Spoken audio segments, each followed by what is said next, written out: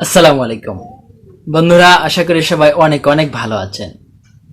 Health tips Bangla চ্যানেলের পক্ষ থেকে আপনাদের সবাইকে স্বাগতম জানিয়ে শুরু করছি আমাদের আজকের পর্ব। বন্ধুরা, আজ এ পর্বে আমি আলোচনা করব ইফতারিতে কি কি খাবার খাওয়া উচিত এবং কি কি খাবার খাওয়া উচিত নয়, এই বিষয়গুলো নিয়ে কথা বলবো।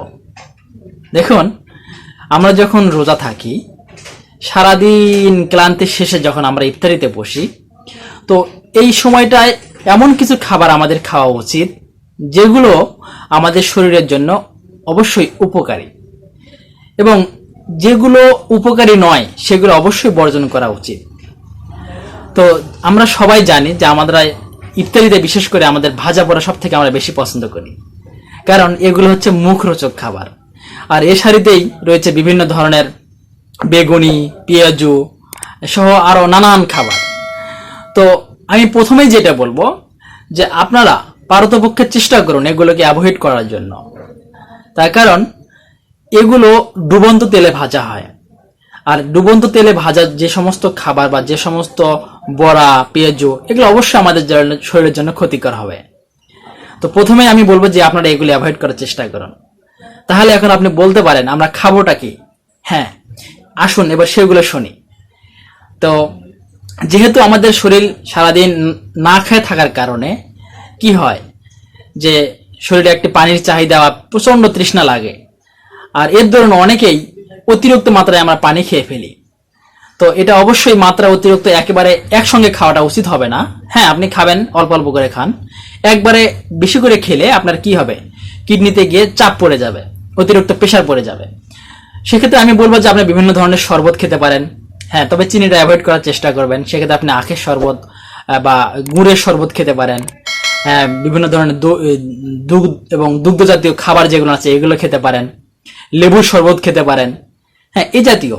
তবে যেগুলো খাবারে রং মিশানো আছে, যে সমস্ত ড্রিঙ্কসে রং মিশানো আছে, আমি বলবো যে এগুলো অ্যাভয়েড করাই আপনার জন্য ভালো হবে। আপনি সবসময় প্রাকৃতিক খাবারগুলো খাওয়ার চেষ্টা করুন। আর ইফতারিতে অবশ্যই ফল রাখার চেষ্টা করুন। সেটা বিভিন্ন ধরনের ফল হতে পারে, সেটা আপনার পেঁপে হতে পারে, মালটা হতে পারে, আপেল হতে পারে, শশা হতে পারে, গাজর হতে পারে। শশা গাজর কেন বলতেছি, যে দেখুন, যখন আপনি শশা খাবেন, বিশেষ করে খোসা সহ খাওয়ার চেষ্টা করবেন। বড়ই খাওয়ার সময় খোসা সহ খাওয়ার চেষ্টা করবেন। এতে করে আপনার শরীরের পানির চাহিদাটা কিন্তু অনেকাংশে পূরণ হবে। গাজর অত্যন্ত উপকারী একটি ফল। হ্যাঁ, আপনি এটাও খেতে পারেন।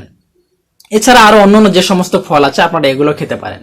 তবে আরেকটি খাবারের কথা না বললেই নয়, যেটা হচ্ছে যে খেজুর। দেখুন, খেজুর দিয়ে ইফতারি করা সুন্নাত। তো খেজুরকে কিন্তু প্রাকৃতিক এনার্জি বুস্টার বলা হয়ে থাকে। তো এটা অবশ্যই অবশ্যই আপনি আপনার ইফতারিতে রাখবেন। খেজুর মাস্ট বি রাখার চেষ্টা করবেন। খেজুর যখন আপনি খাবেন, দেখবেন যে কিছুক্ষণ পর আপনার শরীরে শক্তি অনুভব হবে বা এনার্জি অনুভব হবে। এছাড়াও আরো বিশেষ করে ডিম অত্যন্ত পুষ্টিকর একটি খাবার। আপনি অবশ্যই ডিম খাবেন। হ্যাঁ, একটি হোক বা হাফ হোক, আজকালকে ডিমের বিভিন্ন ধরনের রেসিপি আছে। আপনি এক এক দিন এক এক রেসিপিতে খাইলেন, কি হলো, আপনার শরীরের যে প্রোটিনের চাহিদা এটা কিন্তু ধীরে ধীরে পূর্ণ হয়ে গেল।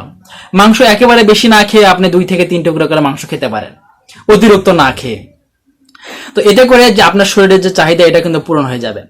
আর যারা বিশেষ করে ডায়াবেটিসের রোগী, তারা এই খাবারগুলোর প্রতি অবশ্যই খেয়াল করে খাবো। তার কারণ আমি যে খাবারগুলো বললাম, হ্যাঁ, এগুলো কিন্তু কিছু কিছু খাবার আছে যেটা ডায়াবেটিস রোগীর জন্য ভালো, এবং কিছু কিছু খাবার রয়েছে ডায়াবেটিস রোগীদের জন্য খারাপ। তো অবশ্যই এই বিষয়গুলো মাথায় রেখে আমাদেরকে কিন্তু ইফতারটা করতে হবে। সেহরিতে ঠিক একই অবস্থা। আপনারা বিশেষ করে শাকসবজি খাওয়ার চেষ্টা করুন, বা আঁশ জাতীয় খাবার যেগুলো আছে আপনারা এগুলো সেহরি এবং ইফতার উভয়ে রাখার চেষ্টা করুন। আঁশযুক্ত খাবার আমরা জানি কি হয়, ধীরে ধীরে হজম হয়। এতে করে রক্তে সুগারের লেভেলটা কিন্তু আমাদের কমে আসে, এবং শরীর কিন্তু সবসময় দেখা যাবে যে আপনার শক্তি অনুভব করবেন। আর পানি পর্যাপ্ত পরিমাণে খাওয়ার চেষ্টা করবেন ইনশাআল্লাহ। তো বন্ধুরা, এই যে কথাগুলো বললাম, যদি আপনার একটু হলেও ভালো লাগে এবং আপনি যদি মনে করেন যে না, এটা আপনার জন্য উপকারী, তাহলে অবশ্যই ভিডিওটি শেয়ার করবেন এবং লাইক করবেন। দেখা হবে পরবর্তীতে আবারও নতুন কোনো ভিডিওতে, নতুন কোনো টপিক নিয়ে। সেই পর্যন্ত সবাই ভালো থাকুন এই প্রত্যাশায়। আসসালামু আলাইকুম।